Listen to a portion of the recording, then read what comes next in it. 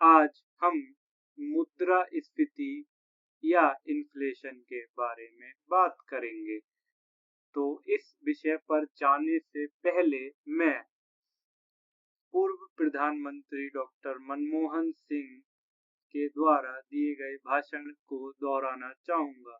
महंगाई ग्रोथ के लिए एक गंभीर खतरा है। कारण चाहे जो भी हो, सच तो यह है कि महंगाई एक ऐसी चीज है जिससे बहुत तेजी से निपटना जरूरी है। अब हम बात करेंगे इसकी परिभाषा पर। अंतर्राष्ट्रीय मुद्रा कोष यानी इंटरनेशनल मॉनेटरी फंड द्वारा दी गई परिभाषा है, मुद्रास्फीति इन्फ्लेशन एक निश्चित अवधि में कीमतों में वृद्धि की दर है जिसमें समग्र मूल्य वृद्धि या विशिष्ट वस्तुएं एवं सेवाओं की व्यापक माप शामिल है।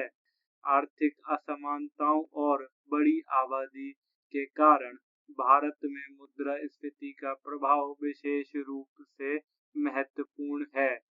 अगर हम बात करें, मुद्रास्फीति सामान्यतः वस्तुओं और सेवाओं के सामान्य मूल्य में होने वाली वृद्धि को प्रदर्शित करता है। अब हम इसे बहुत आसान शब्दों में समझें तो कल्पना कीजिए कि आप एक स्थानीय स्टोर से अपना पसंदीदा नाश्ता बिस्किट का पैकेट खरीदना पसंद करते हैं। पिछले साल आपको एक पैकेट की कीमत 10 रुपए पड़ी थी और आप बहुत अधिक खर्च किए बिना अपने चिप्स का आनंद ले पाए थे। लेकिन इस साल जब आप चिप्स या बिस्किट का वही पैकेट खरीदने जाते हैं तो आप देखते हैं कि इसकी कीमत अब 15 रुपए है।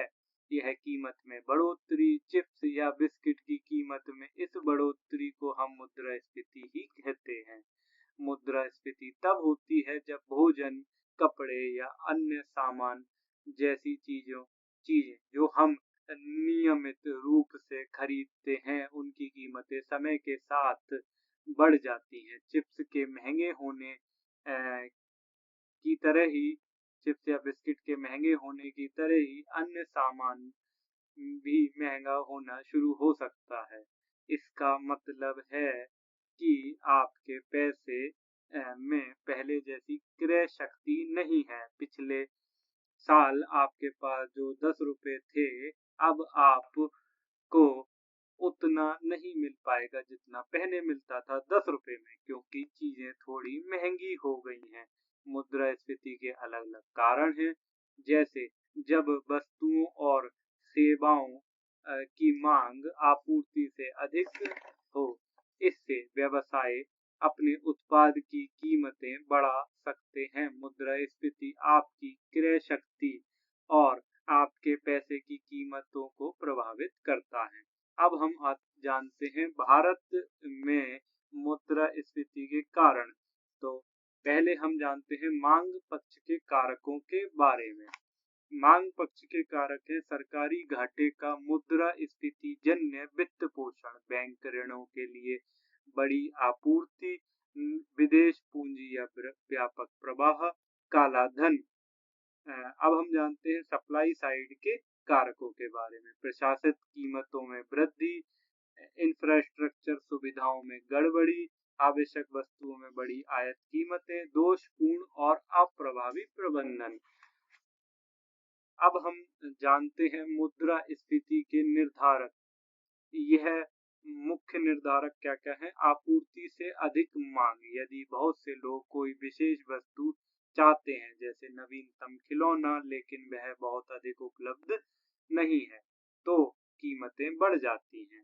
जब मांग आपूर्ति से अधिक होती है, उत्पादन की लागत, यदि चीजों को बनाने की लागत बढ़ जाती है जैसे कि सामग्री या श्रम की कीमत बढ़ जाती है, तो व्यवसाय इन उच्च लागतों को कवर करने के लिए अपने प्रोडक्ट की कीमतें बढ़ा सकता है। धन आपूर्ति, कल्पना कीजिए कि आपके पास 10 चॉकलेट हैं और अचानक कमरे में 100 चॉकलेट हो जाती हैं। प्रत्येक चॉकलेट का मूल्य कम हो जाता है। इसी तरह यदि किसी अर्थव्यवस्था में बहुत सारा पैसा है तो कीमतें बढ़ सकती हैं, क्योंकि पैसे का मूल्य घट जाता है। वेतन वृद्धि की अगर हम बात करें, यदि लोगों को अधिक वेतन मिलता है तो वे अधिक पैसा खर्च कर सकते हैं, लेकिन अगर व्यवसायों को मजदूरी में अधिक भुगतान करना पड़ता है तो वे इसकी भरपाई के लिए कीमतें बढ़ा सकते हैं। अंतर्राष्ट्रीय कारक होते हैं। यदि किसी देश की मुद्रा दूसरों की तुलना में कमजोर हो जाती है, जैसे कि भारतीय रुपए की डॉलर के मुकाबले, जिस पे हमारे देश के प्रधानमंत्री कुछ नहीं बोलते, जो दो चीजों को आयात करने में अधिक लागत आ सकती है, इससे आयातित वस्तुओं की कीमतें बढ़ सकती हैं।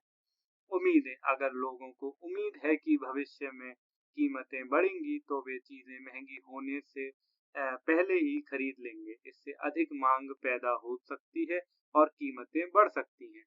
बाकी है सरकारी नीतियां। कभी कभी सरकारें खर्च बढ़ा देती हैं या अधिक पैसा छाप देती हैं। इस अतिरिक्त पैसे से कीमतें बढ़ सकती हैं।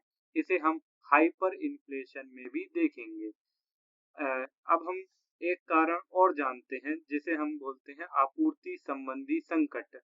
प्राकृतिक आपदाओं, भू राजनीतिक घटनाओं या अन्य अप्रत्याशित परिस्थितियों के कारण आपूर्ति में कमी आ सकती है,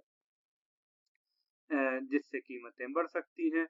तो जैसे हमने देखा था, आपूर्ति से अधिक मांग में भी हमने डिटर्मिनेंट्स में देखा था, लेकिन इसमें एक एग्जाम्पल है जिसमें सूखे के कारण कृषि उत्पादन प्रभावित होने से फसलों की आपूर्ति में कमी आ सकती है, जिससे खाद्य पदार्थों की कीमतें बढ़ सकती हैं।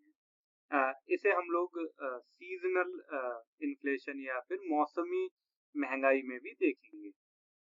अब हम जानेंगे जो अलग अलग प्रकार क्या हैं इन इसी मुद्रास्फीति या इन्फ्लेशन के।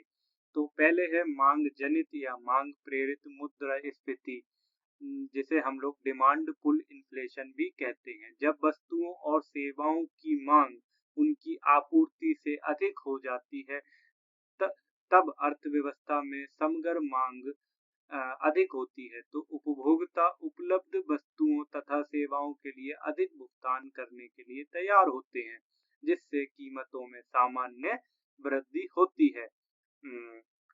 उच्च उपभोक्ता व्यय वाली एक उभरती अर्थव्यवस्था अतिरिक्त मांग उत्पन्न कर सकती है, जिससे कीमतों पर दबाव बढ़ सकता है। कल्पना कीजिए कि आप और आपके सभी दोस्त अचानक वही खिलौना चाहते हैं जो सीमित आपूर्ति में है, लेकिन खिलौने की दुकान कीमतें बढ़ा सकती हैं, क्योंकि जो उपलब्ध है उससे अधिक मांग है। इसे ही हम मांग प्रेरित मुद्रास्फीति कहते हैं। दूसरी है लागत जनित या लागत प्रेरित मुद्रास्फीति, इसे हम कॉस्ट पुश इन्फ्लेशन भी कहते हैं। वस्तुओं और सेवाओं की उत्पादन लागत में वृद्धि से प्रेरित होती है। यह बढ़ी हुई आय, कच्चे माल की बढ़ी हुई लागत या आपूर्ति श्रृंखला में व्यवधान जैसे कारकों के कारण होती है, और अंतरराष्ट्रीय कारक भी हो सकते हैं। सीपीआई आंकड़े के अनुसार मार्च 2022 में तेल एवं वसा यानी फैट में मुद्रास्फीति बढ़कर 18.79% हो गई, क्योंकि रूस यूक्रेन संघर्ष के कारण उत्पन्न भू राजनीतिक संकट ने खाद्य तेल की कीमतों को बढ़ा दिया।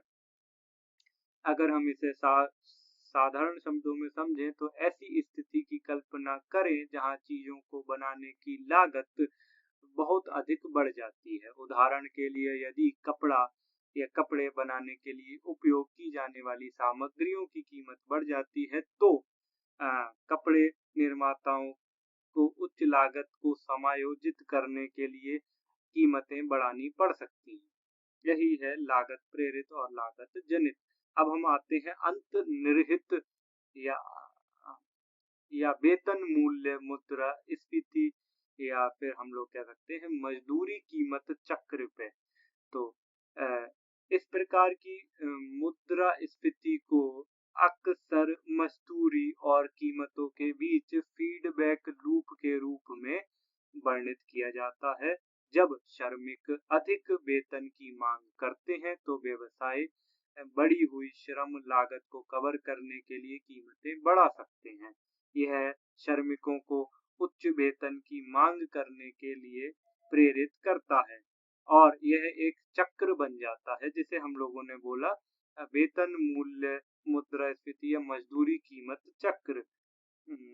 श्रमिक संघों द्वारा सामूहिक सौदेबाजी के परिणाम स्वरूप उच्च मजदूरी दर प्राप्त हो सकती है, जिससे उत्पादन लागत में वृद्धि हो सकती है और बाद में वस्तुओं तथा सेवाओं की कीमतें बढ़ सकती हैं।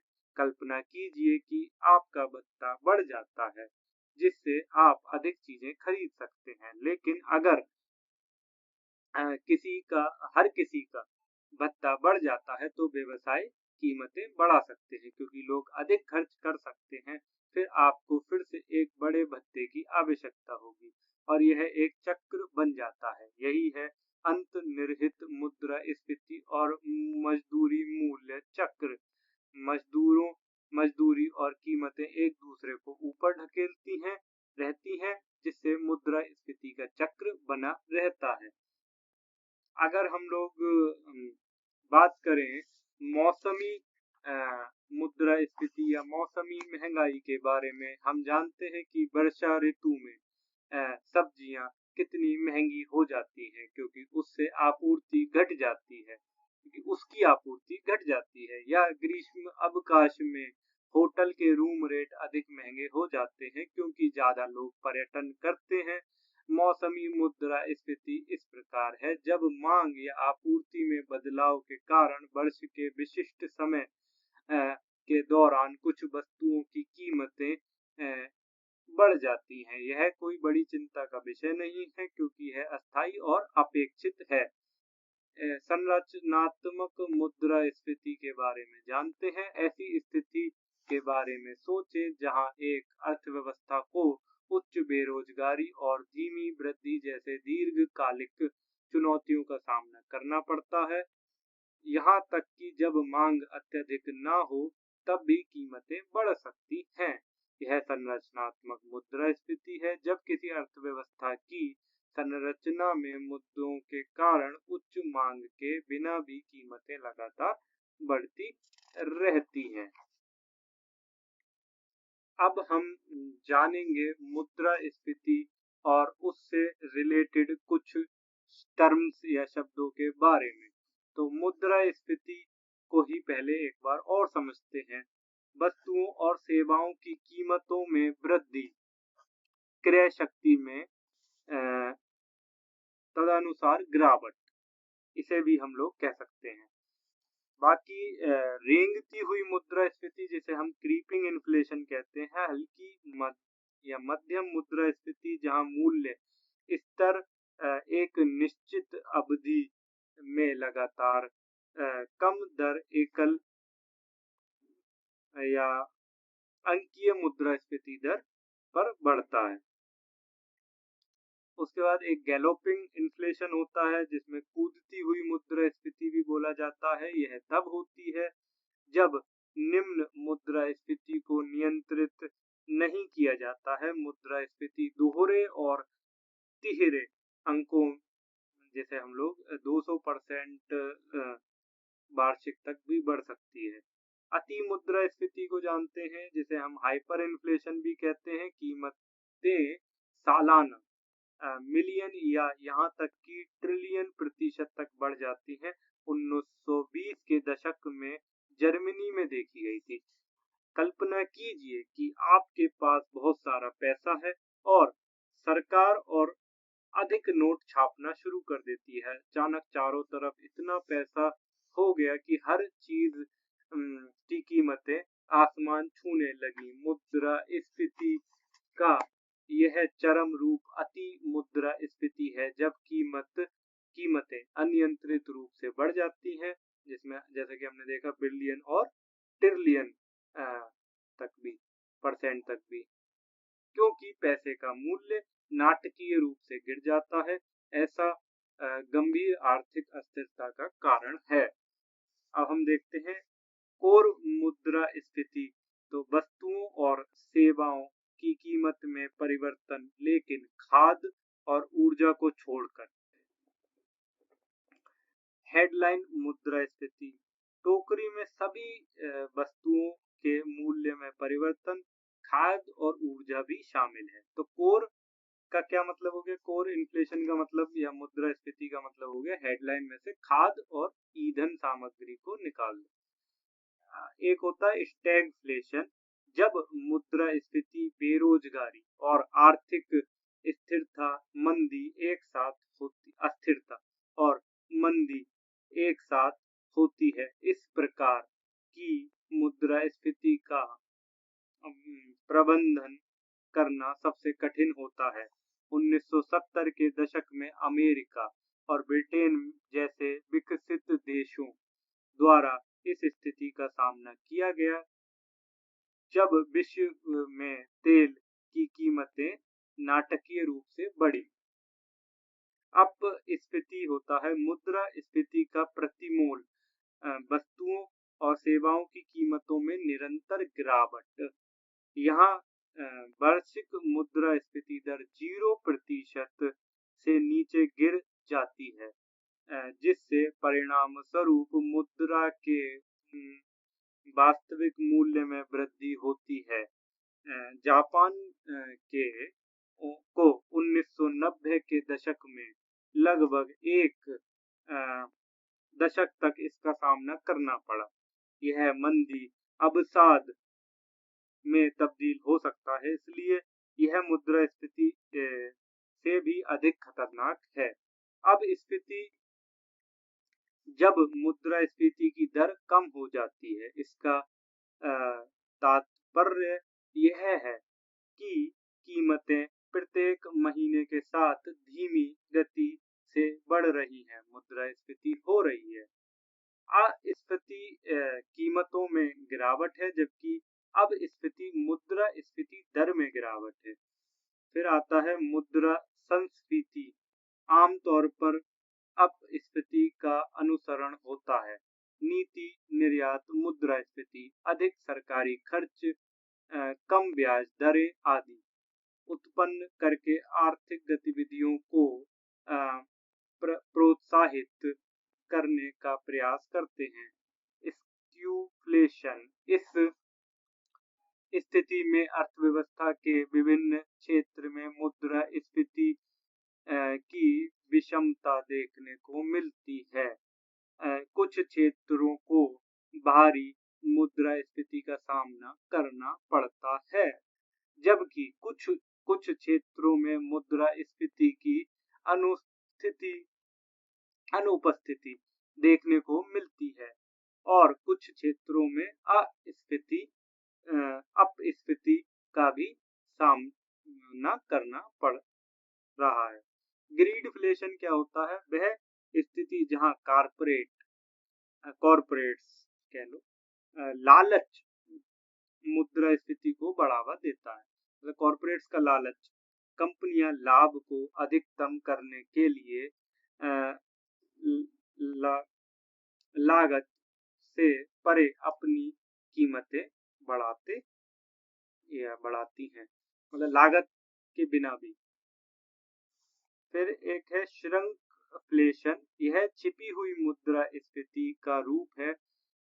इससे अक्सर ग्राहकों को निराशा और असंतोष होता है। श्रृंखलेशन किसी उत्पाद के शिष्ट कर मूल्य को बनाए रखते हुए, मतलब जो उसका प्राइस है वो सेम रहेगा, उसके आकार को कम करने की पद्धति है। मतलब उसके आकार को कम कर दिया जाता है। जैसे इसमें एक एग्जांपल दिखाया गया है, $5 की एक बोतल है जो 2 लीटर वाटर दे रही है। अब प्राइस $5 रहता है, बट बोतल जो है वो 1.75 लीटर की कर दी जाती है। अब हम मुद्रास्फीति के आर्थिक प्रभाव को जानेंगे। अधिक महंगी चीजें मिलने लगती हैं। मुद्रास्फीति के कारण चीजों की कीमतें बढ़ जाती हैं, इसलिए हो सकता है कि आपके पास जो पैसा है उससे उतनी खरीदारी ना हो जितनी पहले होती थी। आपके नाश्ते, खिलौने और अन्य चीजों को जो आप खरीदते हैं वे अधिक महंगी हो जाती हैं। अनिश्चितता जब कीमतें बढ़ रही हैं तो यह अनुमान लगाना कठिन है कि भविष्य में चीजों की कीमत कितनी होगी। इससे व्यवसायों के लिए योजना बनाना और लोगों के लिए अपने पैसे का प्रबंधन करना मुश्किल हो सकता है। निश्चित आय, यदि आपके पास नियमित भत्ता, वेतन या पेंशन है लेकिन कीमतें बढ़ रही हैं, तो ऐसा महसूस हो सकता है कि आपका पैसा उतना ही बढ़ रहा है। यह ऐसा है जैसे आपके पास उन्हीं चीजों के लिए पर्याप्त नहीं है। बचत प्रभावित, यदि आप किसी विशेष चीज के लिए अपना पैसा बचा रहे हैं, जैसे कि एक नए गेम, तो बढ़ती कीमतों का मतलब यह हो सकता है कि जब आपके पास अंततः पर्याप्त पैसा होगा, तो गेम आपकी योजना से अधिक महंगा हो सकता है। उधार लेने की लागत, जब मुद्रास्फीति अधिक होती है, तो कभी-कभी बैंक पैसे उधार लेने की लागत बढ़ा देते हैं। इससे घर या कार खरीदने जैसी चीजों के लिए ऋण प्रभावित होता है, जिससे उधार लेना अधिक महंगा हो जाता है। खर्च खर्च करने के विकल्प, लोग अपने खर्च करने के तरीके को बदल सकते हैं। यदि चीजें अधिक महंगी हो रही हैं, तो वे चीजें अधिक महंगी होने से पहले ही जल्दी ही खरीद लेंगे। यह प्रभावित कर सकता है कि व्यवसाय अपने उत्पादन की योजना कैसे बनाते हैं। आखिरी है वैश्विक संबंध। वैश्विक संबंध, यदि एक देश में अन्य की तुलना में अधिक मुद्रास्फीति है, तो उसकी वस्तुएं और सेवाएं अन्य देशों की वस्तुओं की तुलना में अधिक महंगी हो सकती हैं। इससे व्यापार और देशों के एक साथ काम करने के तरीके पर असर पड़ता है। अब हम जानेंगे मुद्रास्फीति को नियंत्रित करने के लिए क्या करना चाहिए। तो मौद्रिक नीति, भारत का केंद्रीय बैंक, भारतीय reserve bank of India RBI मौद्रिक नीति के माध्यम से मुद्रास्फीति को नियंत्रित करने के लिए महत्वपूर्ण भूमिका निभाता है। आरबीआई अर्थव्यवस्था में धन आपूर्ति और ऋण को प्रभावित करने के लिए रेपो दर जैसी प्रमुख ब्याज दरों को समायोजित करता है। आरबीआई खुले बाजार में परिभूतियों को खरीद या बेचकर खुला बाजार परिचालन ओएमओ कर सकता है। यह परिचालन धन की आपूर्ति को प्रभावित करते हैं, जिससे मुद्रास्फीति प्रभावित होती है। राजकोषीय नीति उपाय, सरकार मुद्रास्फीति को प्रबंधित करने के लिए कराधान, सार्वजनिक व्यय जैसी राजकोषीय नीतियों का उपयोग करती है। उचित राजकोषीय उपाय मांग पर अंकुश लगाने और मुद्रास्फीति के दबाव को नियंत्रित करने में सहायता कर सकते हैं। उच्च कर खर्च योग्य अन्य को कम कर सकते हैं तथा खर्च व मुद्रास्फीति पर अंकुश लगा सकते हैं। खाद्य मूल्य प्रबंधन, यह देखते हुए कि भारत में खाद्य कीमत अक्सर मुद्रास्फीति में महत्वपूर्ण योगदान देती है, खासकर खाद्य आपूर्ति और कीमतों को प्रबंधित करने के लिए विभिन्न योजनाएं लागू करती हैं। न्यूनतम समर्थन मूल्य एमएसपी और सार्वजनिक वितरण प्रणाली पीडीएस ऐसी पहल के उदाहरण हैं। बफर स्टॉक संचालन, सरकार कमी के समय कीमतों को स्थिर करने के लिए आवश्यक वस्तुओं का बफर स्टॉक बनाए रखती है। सभी महत्वपूर्ण अनाजों और दालों के लिए मूल्य समर्थन योजना पीएसएस को प्रभावी ढंग से लागू करने की आवश्यकता है। पीएसएस के तहत केंद्रीय नोडल एजेंसियां राज्य सरकारों की सक्रिय भूमिका के साथ दालों, तिलहन और गरी कोपरा की खरीद करती है। व्यापार नीतियों का प्रबंधन। सरकार माल की आपूर्ति को प्रभावित करने और मूल्य स्तर को नियंत्रित करने के लिए आयात तथा निर्यात नियमों सहित व्यापार नीतियों पर का प्रबंधन करती है। घरेलू बाजार को स्थिर करने के लिए कुछ आयात या निर्यात पर प्रतिबंध लगाए जा सकते हैं। विदेश व्यापार नीति को आयात और निर्यात लक्ष्यों के साथ साथ इन अ, चिंताओं का सटीक समाधान करना चाहिए। जमाखोरी विरोधी उपाय। बाजार में कृत्रिम कमी और मूल्य हेरफेर को रोकने के लिए सरकार नियमित जांच करती है तथा जमाखोरी एवं काला बाजारी गतिविधियों के खिलाफ कार्रवाई करती है। इससे निष्पक्ष बाजार बनाए रखने और मुद्रास्फीति को नियंत्रित करने में सहायता मिलती है।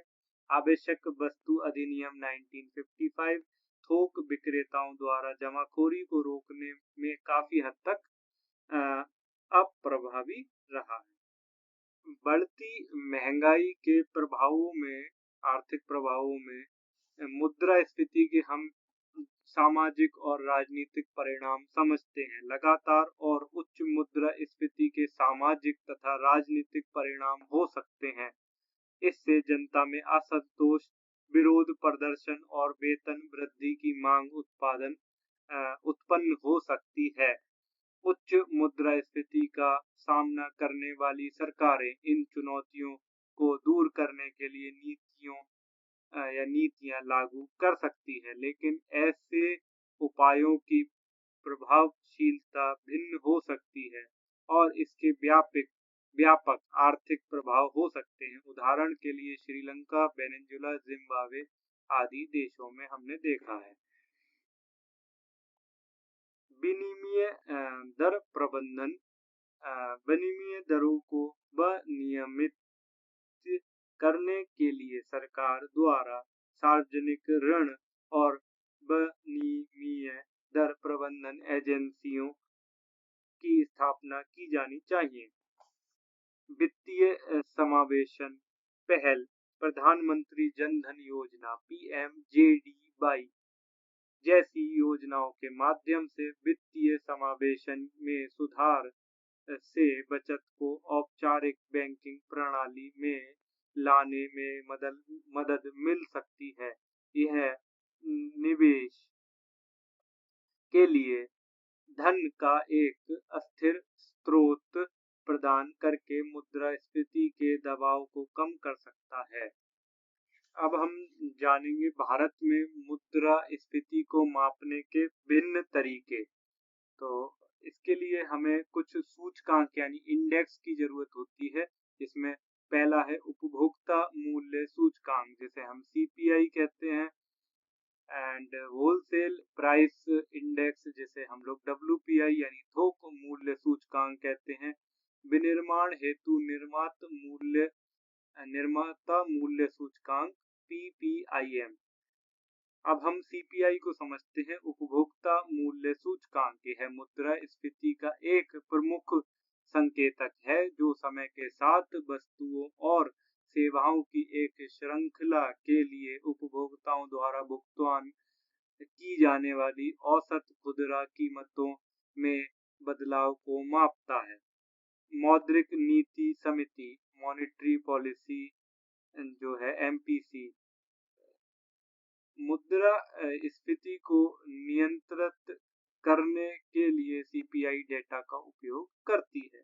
भारत में विभिन्न CPI हैं जो विशिष्ट जनसंख्या समूह को पूरा करते हैं। औद्योगिक श्रमिकों के लिए CPI IW, कृषि श्रमिकों के लिए CPI AL, ग्रामीण मजदूरों के लिए CPI RL और शहरी गैर शारीरिक कर्मचारियों के लिए CPI UNME।